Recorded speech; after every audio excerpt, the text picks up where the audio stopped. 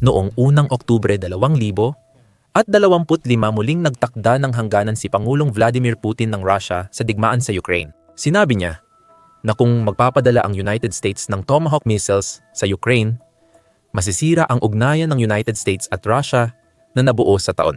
Ngunit lumampas pa ito sa isang simpleng pahayag lamang. Ilang araw lang ang lumipas, pinalala pa ni Pangulong Alexander Lukashenko ng Belarus ang mga pahayag. Nagbanta ng digmaang nuklear kung makarating ang mga Tomahawk sa lupa ng Ukraine. Hindi ito simpleng pagpapakitang tao. Alam ng pamunuan ng Rusya ang isang bagay na maaring di agad makita. Ang 50 taong sistema ng sandata ay maaring baguhin ang estratehikong balanse ng digmaan. Ang kakaibang abot, kapasidad, at pagiging maaasahan nito ang nagpapabigat ng timbangan sa pamamagitan ng pagbibigay daan sa Ukraine na umatake ng mas malalim sa loob ng Russia gamit ang matinding katumpakan at walang pagkakataon para sa mga kontra-atake. Ilang araw matapos kumpirmahin ni United States, Pangalawang Pangulo Jake Pontos D. Vance noong Setyembre 2025 na aktibong tinatalakay ng Administrasyong Trump ang hiling ng Ukraine para sa Tomahawk missile, nangyari ito. Bagamat wala pang pinal na desisyon na inanunsyo sa oras ng paggawa ng video na ito, ang posibilidad pa lang ay nagdulot na ng matinding pagkabigla sa Kremlin. Kaya't himayin natin kung bakit isang sistemang nasubukan noong 1972 ang dahilan ng pagkabahala ng mga pinuno ng Russia. Simulan natin sa detalye ng sandata, ang BGM, 109 na Tomahawk Land Attack Missile ay may iba't ibang tawag, ngunit hindi ito luma. Mahigit 2,350 Tomahawk ang pinaputok sa labanan simula noong Operation Desert Storm. Noong 1991, patuloy na in-upgrade ang sandata sa 5 pangunahing block improvements. Matapos ang mga dekada ng aktwal na paggamit, ang kasalukuyang mga version ng Tomahawk ay may dalang 1,000 libra na mataas na eksplosibong warhead at kayang tamaan ang mga target na humigit kumulang 1,000 hanggang 1,600 milya ang layo. Depende sa configuration. Kung ibabase sa distansya mula hangganan ng Russia at Ukraine, karamihan sa malalaking lungsod ng Russia, gaya ng St. Petersburg, ay aabot sa saklaw ng missile. Ayon sa Institute for the Study of War, hindi bababa sa 1,700 limang na mga target ng militar ng Russia ang pasok sa abot ng 1,600 milyang version. Bahagi lang ng kwento ang mismong saklaw.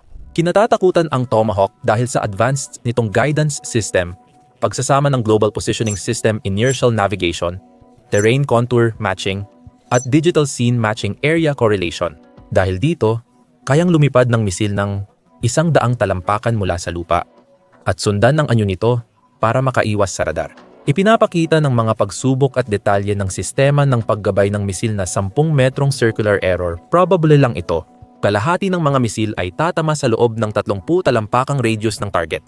Ang pagtaas ng saklaw na ito ay direktang dulot ng sandata. Gamit ang turbofan engine, nakakalayag ito sa 400 at 80 milya kada oras. Mas mabagal pero mas matipid sa gasolina kaysa sa turbojet na modelo. Sa teorya, mas matagal bago makarating ang Tomahawk sa target nito. Pero dahil sa mababang altitude na ruta ng paglipad, kaya nitong umiwas sa anumang radar ng kalaban. Literal na literal, mas tahimik din ang turbofan engine kumpara sa traditional na turbojet na ginagamit para sa militar at mas mababa ang heat signature nito, kaya mas mahirap itong matunton. Lubusang nasubukan ang mga kakayahang ito noong Desert Storm noong 1971 kung saan malaking bahagi ng mga paunang pag-atake ang Tomahawk sa 200 at 42 sa 200 at 90 na mga missile ay tumama sa kanilang mga target. Tanging Tomahawk at F-100 at 17 stealth fighter ang kayang umatake sa matinding depensa ng Baghdad na mas mahigpit pa kaysa sa depensa ng silangang Europa noong Cold War. Kamakailan, tinamaan ng Tomahawk ang mga target ng Iran noong 2000 at 25 winasak ang pasilidad ng nuclear material at depensa ng Russia sa paligid. Pinakamahalaga, kayang baguhin ng bagong Tomahawk ang target habang nasa ere. Maaaring itutok ng operator ang missile sa 15 pre-programmed na target or bagong Global Positioning System coordinates dahil nakakakonekta ito sa satellite ng real-time.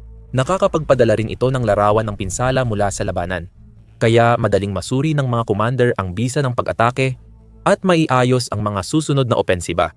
Ang bagong Tomahawk ay may Joint Multiple Effects Warhead System na pwedeng i-program laban sa malalambot na target o matitibay na bunker nang hindi pinapalitan ang warhead. Ibig sabihin, hindi na kailangan ng Ukraine ng maraming uri ng misail para sa bawat target. Maaari rin itong gamitin laban sa command post, imbakan ng bala o pinatibay na instalasyong militar. Dito nagsisimula maging komplikado ang sitwasyon ng Ukraine. Ang Tomahawk ay orihinal na ginawa bilang sandatang pandagat na pinapalipad mula sa mga barko at submarino. Walang barko o submarinong compatible sa Tomahawk ang Ukraine. Ang pinakamakatotohanang alternatibo ay ang Typhoon launcher ng United States Army. Binuo ng Lockheed Martin at inilunsad noong 2023, ang Typhoon ay isang mobile na ground-based launcher na nakabase sa isang binagong trailer platform. Gumagamit ito ng Mark 41 vertical launch system cells na siyang pamantayan ng United States Navy. Kayang magpalipad ng Tomahawk at SM-6 Interceptor. Parang tradisyonal na land-based launcher ang gamit, pero binago ang battery para makaputok ng Tomahawk. Ang pangunahing bentahe ng Typhoon sa digmaan sa Ukraine ay ang mobility nito. Mabilis itong ipadala, ilipat, at itago. Kaya mas mahirap agad targetin ng mga puwersa ng Russia. Maaaring maayos at handa ang sistema magpaputok sa loob ng 20 minuto. Dahil mobile ito, nagagamit ng puwersang Ukranyano ang shoot and scoot. Nagpapaputok, tapos agad lumilipat ng pwesto para makaiwas sa counter battery fire. Isa pang katulad na opsyon ay ang paparating na Oshkosh X Mobile Assault Vehicle na ipinakita lamang kamakailan noong Oktubre 2025 at hindi pa talaga nagamit ng mga puwersa ng United States. Dahil dito, nag-aatubili rin ang United States na ilipat ang mga Typhoon system sa Ukraine. Hanggang Nobyembre 2025, walang naipahayag o nakikitang paglilipat na mangyayari sa ngayon. Posibleng maantala rin ang Oshkosh system sa pagkuha dahil bagong simula pa lang ang produksyon nito. Kung walang Typhoons, kailangan gumawa ng Ukraine ng sariling ground-based launcher na maaring abutin ng buwan o taon. May mga naunang halimbawa ng pag-aangkop ng air-launched missile sa ground platform. Kamakailan, nagpadala ang United Kingdom sa Ukraine ng truck-mounted launcher para sa RP-23 missiles na ikinabit ang aircraft hardpoints sa mobile na sasakyan. Maaaring gamitin ng Ukraine ang ganitong paraan sa mga Tomahawk, pero kailangan nito ng malaking engineering, pagsubok at integrasyon sa command at control systems ng Ukraine. Alternatibo, pwedeng gamitin ng Ukraine ang Tomahawk mula sa eroplano. Pero may mga hamon din ito. Maaaring baguhin ang orihinal na fleet ng Ukraine ng Su-24 Fenter upang magdala ng Tomahawk, tulad ng pag-adapt nila para sa Storm Shadow missile. Gayunpaman, maaaring kailanganin pa ng integration work ang mga Soviet-era na eroplano at baka hindi na bagay ang kanilang lumang airframe sa ganitong kasopistikadong sandata. Bahagyang nagbago ang sitwasyon sa pagdating ng mga F-16 fighter. Naglipat na ng F-16 sa Ukraine ang kanluraning kaalyado noong huling bahagi ng 2025 at inaasahang madaragdagan pa ang mga ito. Ang mga eroplanong sumusunod sa pamantayan ng NATO ay may hardpoint na tugma sa kanluraning armas.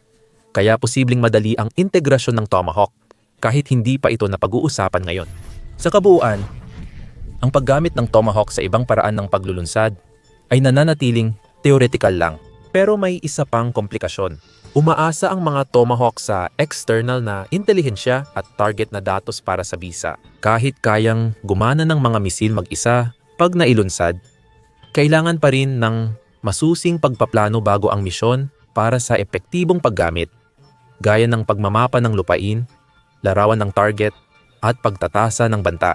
Ibig sabihin, kailangan pa rin ng Ukraine ang intelihensya mula sa United States at NATO allies.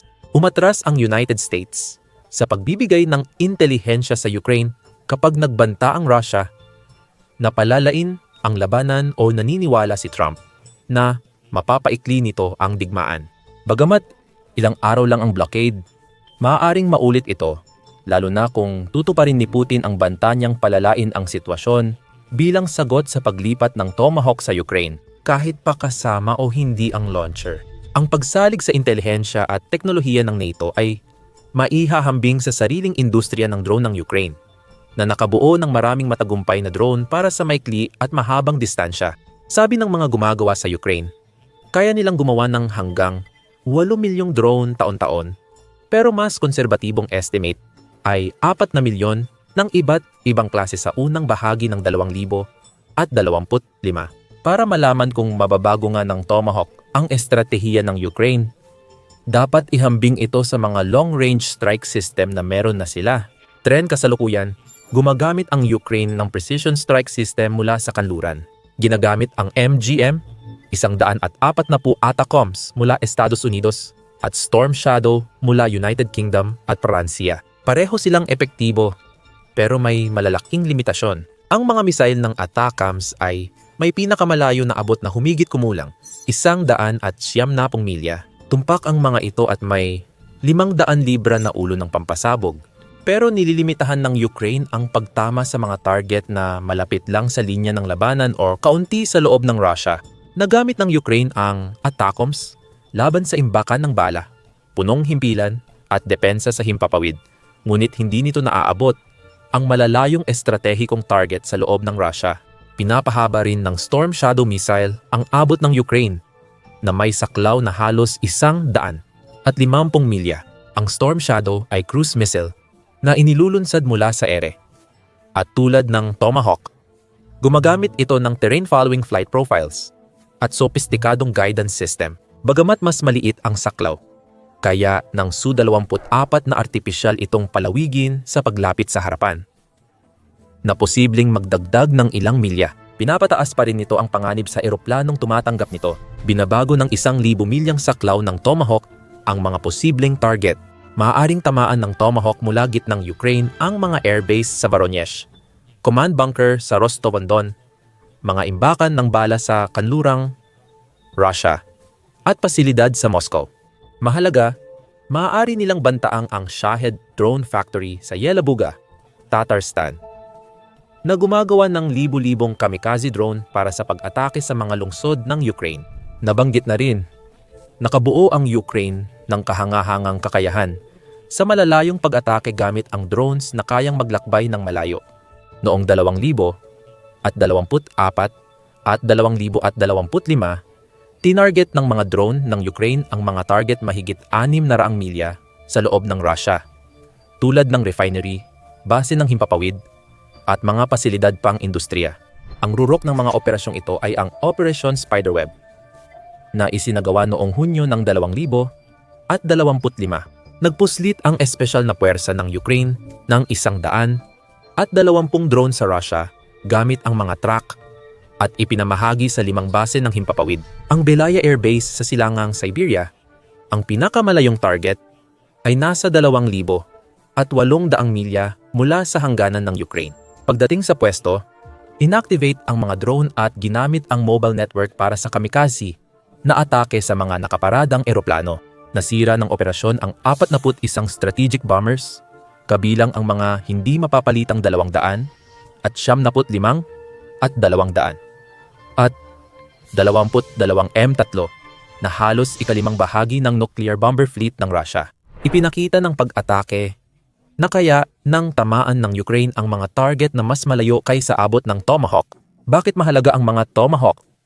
Dahil sa kanilang kakayahang magpatuloy at armas na dala. Ang Operation Spiderweb ay isang natatanging espesyal na operasyon na ginawa minsan lang.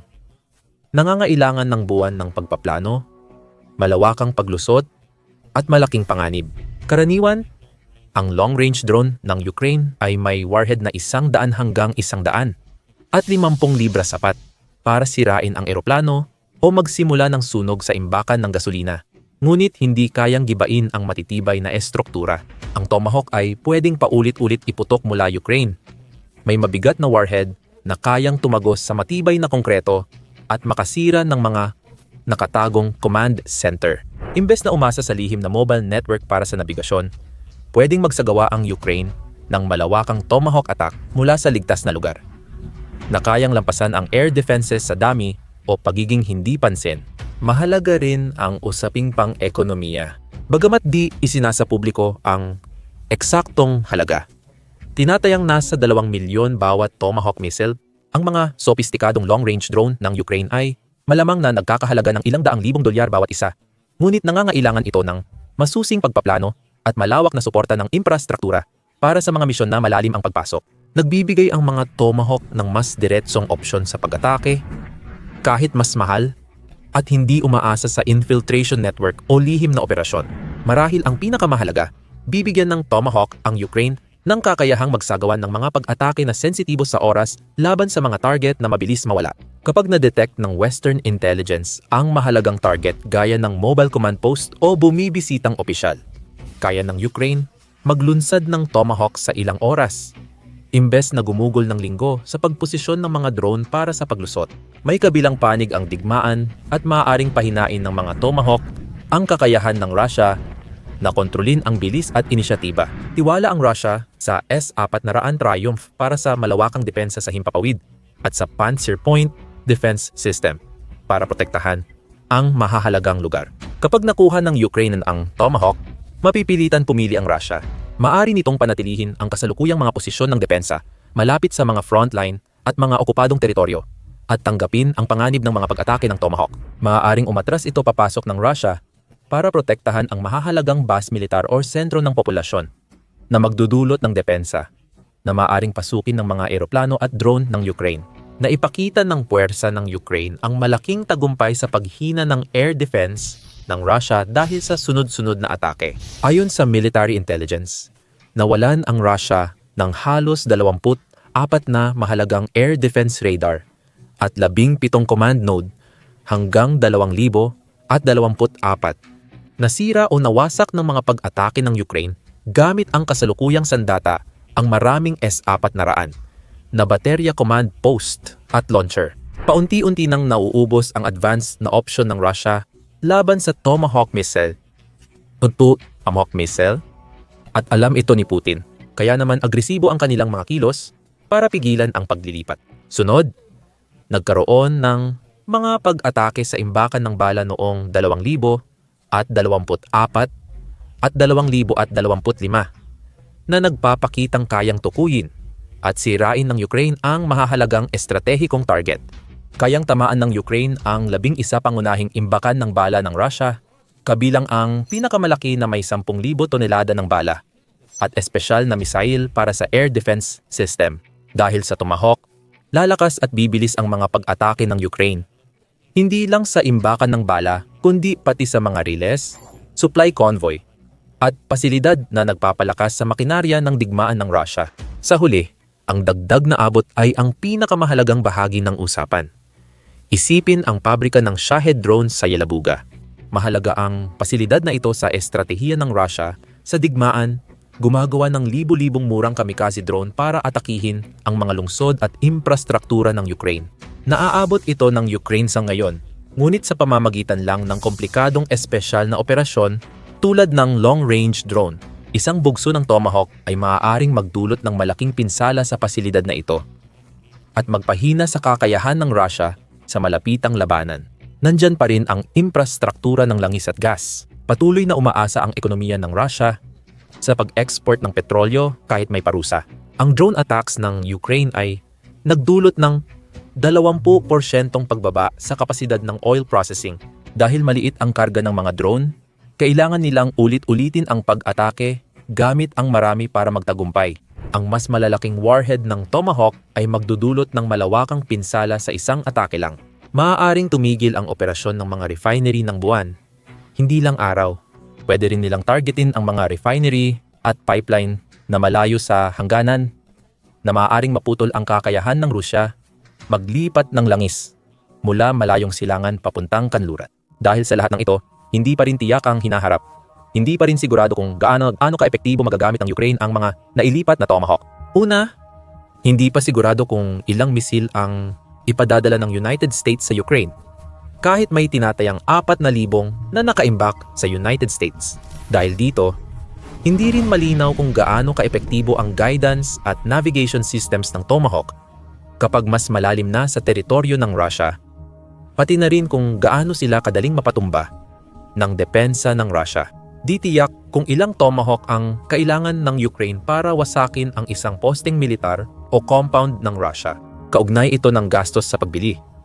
Dahil ang isang Tomahawk ay mas mahal na puhunan kumpara sa mga single-use na drone na kasalukuyang pinagtutuunan ng Ukraine para sa sariling paggamit. Dahil dito, maaaring kailangang baguhin ng Ukraine ang prioridad ng mga target nito. Kahit makakuha sila ng daang Tomahawk, bawat putok dapat sulit. Mas uunahin ang high-value targets tulad ng Shahid Factory, estratehikong air defense nodes, malalaking imbakan ng bala, at mahahalagang logistic hub kaysa sa mas madaling target na kaya ng kasalukuyang drone ng Ukraine. Sa teorya, epektibong taktika ang pagsupil sa air defense ng Russia sa pamamagitan ng paggamit ng Tomahawk upang sirain ang S-400 at mga katulad na baterya, isang bagay na kayang-kaya ng isang missile. Maaaring makalikha ang Ukraine ng mga puwang sa defense network ng Russia. Maaaring tumarget ang mga susunod na pag-atake sa mas maraming imbakan ng bala, command center, at pasilidad ng produksyon. Maaaring gamitin ng Ukrainian na eroplano at drone ang huminang air defenses para tuloy-tuloy na mag-operate sa dating pinagtatalunang airspace. Siguradong mag-a-adjust ang Russia. Mas mobile ang deployment ng air defense system, pagpapalakas ng critical na pasilidad, at pinaigting na camouflage at pagtatago ang inaasahang kasunod ng pagkuha ng mga Ukrainian ng Tomahawk. Pero ang pag-aangkop ay nangangailangan ng oras at mga resources, at bawat ruble na ginagastos sa pagpapalakas ng mga pasilidad sa likod ay ruble na hindi magagamit para sa mga operasyon sa harapan. Ang tanong ngayon ay kung ang Tomahawk ay tunay na makakabago sa digmaan o magdudulot lang ng dagdag ngunit kayang pamahalaan na pinsala sa militar na infrastruktura ng Rusya. Malamang na nakadepende ang sagot sa mga salik na lampas sa mismong sandata. Ilang missile ang matatanggap ng Ukraine, gaano kabilis ang integrasyon, at kung may dagdag na supply para sa pangmatagalang kampanya ng pag-atake. Lahat ng ito ay pinalalala ng malaking geopolitical na issue na dulot ng paglilipat ng mga sandata. Ang pamahalaan ni Pangulong Donald Trump sa pagharap sa sigalot ng Russia at Ukraine ay inilarawan bilang hindi mahulaan, na nag-iiwan sa mga kaalyado at kalaban na hindi tiyak sa mga layunin ng Amerika. Sa buong 2025, ang tindig ni Pangulong Donald Trump patungkol sa Russia ay mas mainit kaysa sa inaasahan ng maraming kaalyado ng NATO. Matapos mabigo ang negosasyon para sa kapayapaan ng Russia at Ukraine, umatras ang administrasyon sa pagpupumilit sa Russia at pinili ang mas kapaki-pakinabang na pakikitungo. Binigyang diin ito ang patas na paghahati ng responsibilidad sa mga kaalyado sa Europa. Makalawang ulit noong 2025, nagbanta ang administrasyon na bawasan o tuluyang alisin ang tulong militar sa Ukraine. Iginiit na dapat ang mga bansang Europeo ang magdala ng mas malaking bahagi ng gastusin. Dahil dito, naging pangunahing taga-suporta ang Europa sa Ukraine sa pinansyal, militar, moral, at geopolitikal na aspeto. Ang Coalition of the Willing sa pangunguna ng Pransya at nagkakaisang kaharian ay nangakong magbibigay ng 40 bilyong euro, 46 na bilyong dolyar, na suportang militar para sa 2025. Epektibong tumutugma ito sa mga naunang pangako ng NATO. Dahil walang partisipasyon ng Amerika, malaki ang itinaas ng paggasta ng Alemanya sa depensa. Tinatalakay ng Pransya at United Kingdom ang paglawak ng nuclear deterrence umbrella para masakop ang ibang bansang Europeo. Ang Romania at Denmark ay nagtatag ng direktang ugnayan sa pagbili ng kagamitang militar sa Ukraine. Ang pahayag ni Vance noong Oktubre 2025 tungkol sa pag-uusap sa paglipat ng Tomahawk ay dapat intindihin sa ganitong konteksto.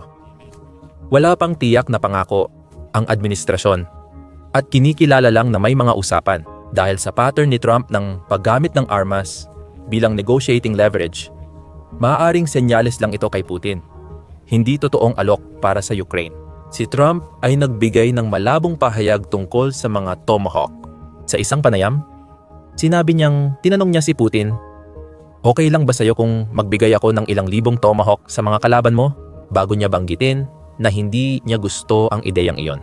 Ipinapakita ng mga pahayag na maaaring ginagamit ni Trump ang banta ng paglala bilang panagot sa negosasyon, habang iniiwasang linawin ang kanyang tunay na intensyon. Maaaring sinusubukan ng United States na idiin ang Russia sa negosasyon. Ngayon sa pamamagitan ng pag-alok ng armas sa Ukraine, imbes na magbigay ng hindi malinaw na tigil putukan. Gayunpaman, naiipit pa rin ang Ukraine at hindi makapagplano dahil sa bagay na wala sa kanilang kontrol. Nariyan pa rin ang nuclear na pananalita ng Russia. Madalas nang banta ni Putin ang paggamit ng nuclear na armas bilang tugon sa eskalasyon. Usapang NATO, paghatid ng makabagong sandata, pag-atake sa teritoryo ng Russia, at posibleng paglipat ng Tomahawk. Hindi rin nakakatulong ang malabong opisyal na doktrina ng Russia tungkol sa nuklear dahil pinapayagan nito ang paggamit ng sandatang nuklear kung nanganganib ang estratehikong command structure o kritikal na infrastruktura dahil sa precision weapons. Ang mga Tomahawk na kayang tumama ng malalim sa loob ng Russia ay maaaring pumasa sa pamantayang ito, ayon sa pagkakadefinisyon ng Moscow. Pero paulit-ulit na ring nagbanta ang Russia ng walang katuparan. Kasabay ng mga banta, dumating ang HIMARS, paglilipat ng ATACMS, pag-deploy ng F-16 at pagpayag na atakihin ang teritoryo ng Russia gamit ang sandata mula kanluran. Wala sa mga iyon ang nagdulot ng sinasabing nuclear escalation. At doon nakatago ang mahalagang hindi natin alam, ano ba talaga ang totoong hangganan ng Russia? Kailan magdedesisyon ang Moscow na ang paggamit ng nuclear weapons ay makatwiran? Kahit mapaminsala, dahil narating na ang kanilang estratehikong posisyon, walang nakakaalam, pati si Putin, na ang mga desisyon ay pabago-bago sa buong labanan. Kaya, dapat timbangin ng United States at Ukraine ang nuclear risk kumpara sa benepisyo ng pagbibigay ng Tomahawk. Dahil sa nagawa ng Ukraine, di tiyak kung ilang misil ang sapat para magbigay ng malaking kalamangan. Hindi rin tiyak kung sapat na ang bilang na iyon para masabing krisis na ito. Kung magpasya si Putin na gumamit ng tactical na sandatang nuclear sa isang lungsod ng Ukraine. Mayroon ding tanong tungkol sa president o naunang pangyayari.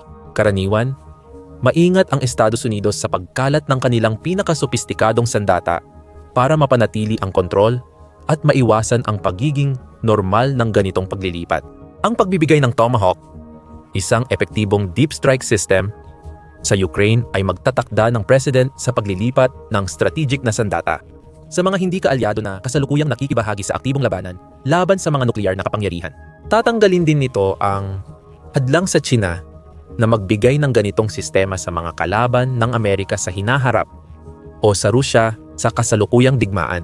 Malamang ay hindi ito magiging direktang oo o hindi, kundi hahantong sa mas mahaba at mas salimuot na prosesong burokratiko. Maaaring abutin ng ilang taon bago makarating ang Tomahawk sa Ukraine, na maaaring maging huli at kulang pa kahit ano pa ang resulta ng digmaan.